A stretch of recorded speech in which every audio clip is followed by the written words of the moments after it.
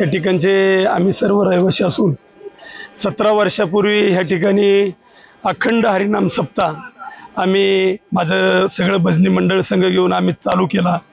त्यामध्ये बरेचशी जुने भजनी मंडळी शिवलिंग आप्पा, जनार्दन सोले, रामचंद्र आबा, दादा नवसरे, पोपट सोले, अंगद आबा, आमचे मामा, या ठिकाणी बरीचशी मंडळी यांच्या सहकार्याने हा अखंड हरिनाम सप्ताह चालू करण्यात मला यश आलं।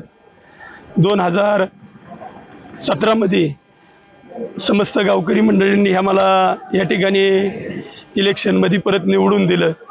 त्या टायमाला विठ्ठल महाराजांनी माझ्यापाशी अशी इच्छा व्यक्त केली, बाबा की बरेचशा गावचे नाथाचे मंदिरं झालेत अंगद, तुला काही करता येईल का बघ।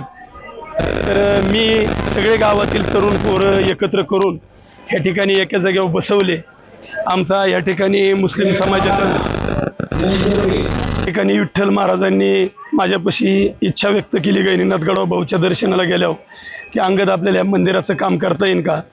2020 मध्ये मी सगळी तरुण पोरं, ह्याच्यामध्ये पूर्ण गाववाल्यांचं सहकार्य आहे की असा एकही माणूस ह्याच्यातून बाजूला पडला नाही, एकत्रित तरुण पोरं बसवले आणि म्हणलं आपण नाथाच्या मंदिराचं काम करण्याचा प्रयत्न करू। तर आमच्या इथं हिंदू मुस्लिम वादाचं थोडं इतिहास आहे या मंदिराचा। बाबा शेख म्हणून या मंदिराचे पुजारी भक्त आहेत की मी त्या ठिकाणी बारामतीला त्यांच्याकडे गेलो, त्यांच्या आई ह्या दत्ताच्या भक्त आहेत। मी त्यांना म्हणलं मामा आपण ह्या ठिकाणी ह्या मंदिराचं काम करावं अशी माझी इच्छा आहे। त्यांच्या आईने मला 2च मिनिटात होकार दिला आणि मी माझ्या पोराला पाया खांदायसाठी पाठवते, म्हणले तू तुझी तयारी कर। त्या माऊलीचा पहिल्यांदा मी ऋणी आहे की जिने ह्या मंदिराचं काम करण्यासाठी सुरुवातीला म्हणजे हे दाखवलं, मोठेपणा दाखवला। त्यांनी जर विरोध केला असता तर मला ह्या ठिकाणी या मंदिराचंही काम करता आलं नसतं। ते वारकरी संप्रदायाला मानणारी माणसं आहेत। मग त्याच्यानंतर मी एक लकी ड्रॉ काढला, 25 लाख रुपये मला या ठिकाणी लकी ड्रॉच्या माध्यमातून मिळाली। त्यासाठी माझा सगळा गावातील तरुण वर्ग जोमाने पळाला, ज्याने त्यांनी आपल्या घरचं काम असल्यासारखं हे काम हाताशी धरलं। माझ्यापेक्षा तरुण पोरांचा ह्याच्यामध्ये लय सिंहाचा वाटा आहे। काही लोकांनी परिस्थिती नसताना सगळे तिकीटं घेतले, या ठिकाणी 25 लाख रुपये जमा केले आणि मंदिराचं काम केलं। माझे नेते आदरणीय सुरेश अण्णा धस त्यांनी ह्या सभा मंडपासाठी पुढच्या दोन्ही सभा मंडपासाठी 10-10 लाख रुपये दिलते। मी अण्णाकडे गेलो ना अण्णाला म्हणलं अण्णा मंदिराचं काम मला चालू करायचंय, तुला सध्या किती पैशाची गरज आहे, म्हणलं 10-1 लाख रुपये टाका। आदरणीय अण्णांनी 10 लाख रुपये टाकले। 25 आणि 10 35 लाख रुपये माझ्याकडे जमा झाली।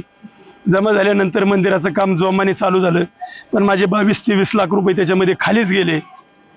परंतु काही गावातील अशी मंडळी आहे ज्यांची परिस्थिती खूप बिकट आहे, पण काही करून मंदिर उभं राहिलं पाहिजे, 10,000 दे, 5,000 दे।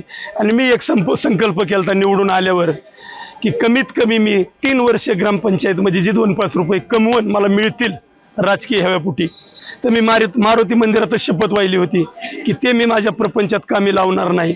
मी भाऊला, गावाला म्हणण्यापेक्षा वामन भाऊवर माझी श्रद्धा आहे। भाऊ माझा आधारस्तंभ आहेत, भाऊ माझे देव आहेत। भाऊला दिलेल्या शब्दाप्रमाणे मला जी 2 रुपये मिळाली, आता हिशोब अजून गाववाल्यांनी बघितलेला नाही, ज्यांच्याकडे हिशोब आहे त्यांना माहिती मी किती पैसे टाकलेत ती। मी टाकले म्हणजे मला भाऊंनीच ते दिले, त्याच्यामुळे ते पैसे मी तिथं 3 वर्ष जेवढे मला पैसे मिळाले हे सगळे पैसे मी मंदिरात गुंतवण्याचा प्रयत्न केलेला आहे।